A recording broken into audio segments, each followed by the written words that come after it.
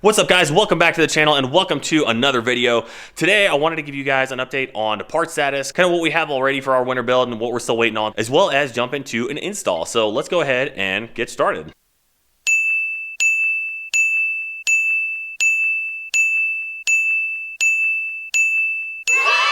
So obviously this looks like a lot of stuff. We are still missing quite a few things. Just kind of recap what all we do have already though. We got our sleeper designs, intake manifold. We do have a 12 injector setup on this gorgeous specimen here. Nitrous ports right under here, and a burst plate in the back. Next up, we do have our Weldon 34706, as well as our sleeper designs bracket. One thing you will notice on here is that it is set up to run on the exhaust side cam.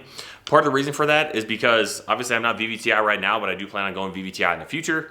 And I figured if we went through and measured all the lines and everything to fit VVTi, and then just moved it over so it could run off the intake cam for right now, then at least that way everything would be good to go, so that when I do go VVTi, I don't have to go and rerun a bunch of lines and things like that. So that was kind of my thought process there. So when I ordered this pump bracket originally, I was kind of thinking about doing it a different color, just powder coating it or anodizing it, something that's not black. But honestly, with the intake manifold being black and basically everything else on the car being black, should probably get this thing anodized too.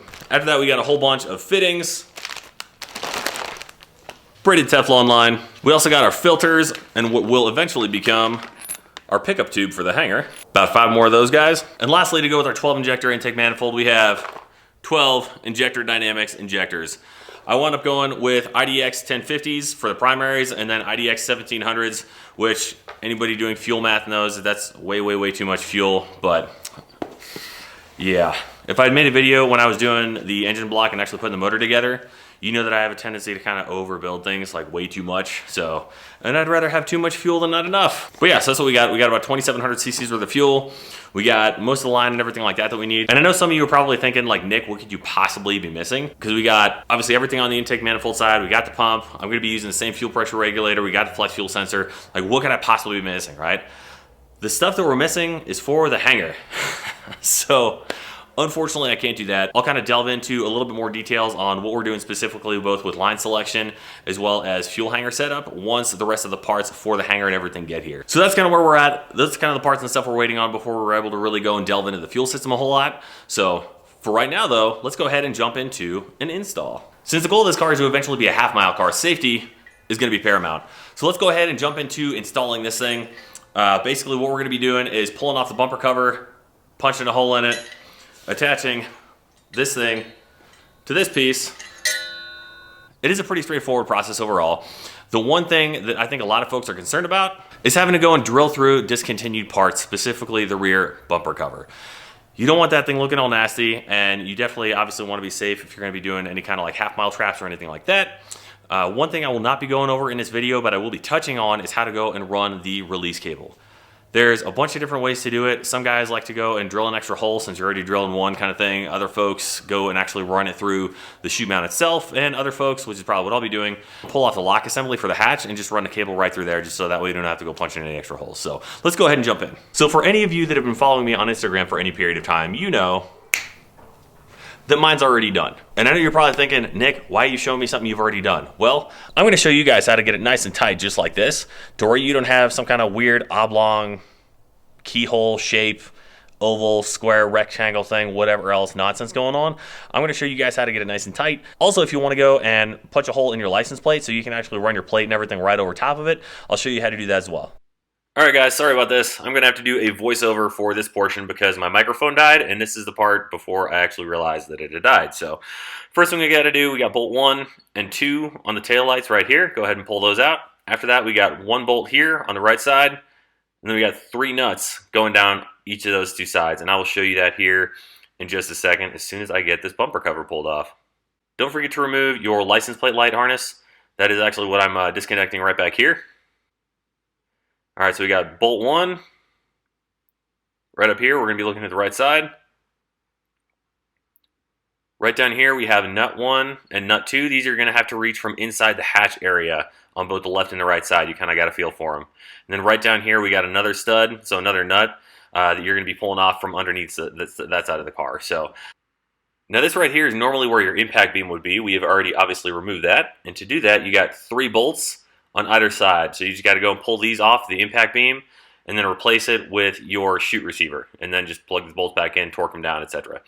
Now, when you actually go to drill into this, my recommendation would be to take your screwdriver, just kind of hold the bumper cover on there, get the studs threaded through the fenders like they're supposed to be, and then after you get it adjusted, you can actually go and depress the plastic and kind of feel around for where the center part, like the center hole actually is, and that makes it a lot easier to drill. So I'll zoom in here in a second. All right, so if you push right here, like I said, you can actually go and feel around the lip of the receiver where you go and plug the chute into.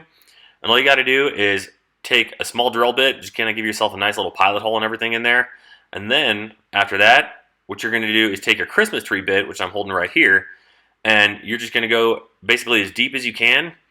And what that'll allow it to do is it'll bounce around the edges of the actual receiver portion and allow you to keep it mostly centered, okay? After that, all you got to do is pull the bumper cover off, punch it all the way through with a Christmas tree bit, and then take a round file to kind of go and clean up some of the edges there. And that way you don't wind up with a big kind of oblong hole or rectangle or, I don't know, square or whatever else I had said right back here before. But it makes it really, really clean. And if you want to do your license plate as well, pull your bumper cover back off, flip it over, and then just punch it through the other side. Basically use the bumper cover as a guide for the license plate. It's very, very effective, as you can see right here.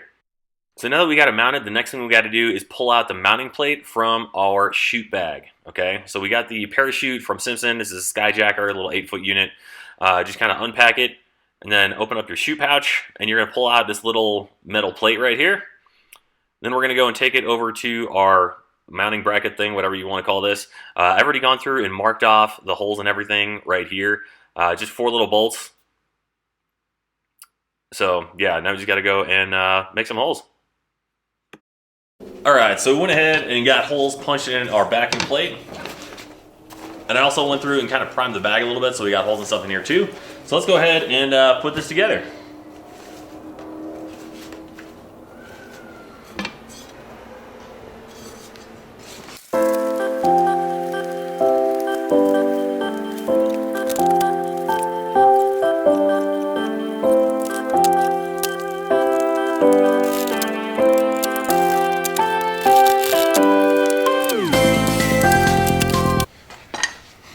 Alright, so there we have it.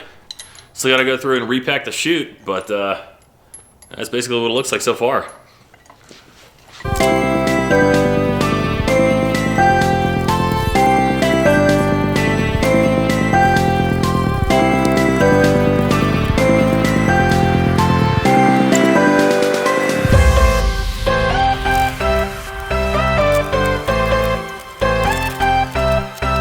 Alright guys, that is going to do it for today's video. Thank you all so much for watching. Obviously there are still a couple other things I got to do to go and get the parachute hooked up and working, such as running this cable and mounting this handle.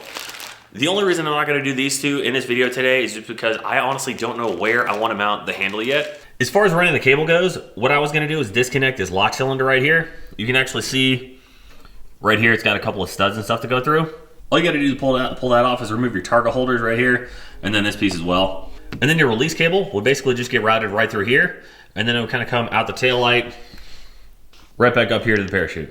Running the cable is going to be the easy bit, obviously.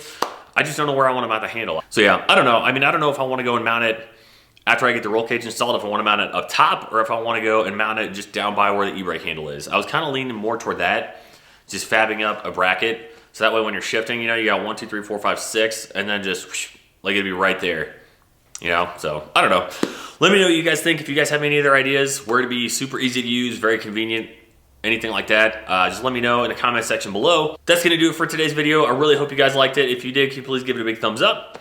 Do not forget to subscribe if you haven't already. There's going to be a lot more coming, obviously. We are still waiting on a few of the fuel components and everything like that to go and show up and get here. And once those get here, it's going to be game on. And I do have a super awesome surprise for you guys next month. Thank you guys so much again for watching. I really appreciate it. I will catch y'all next time.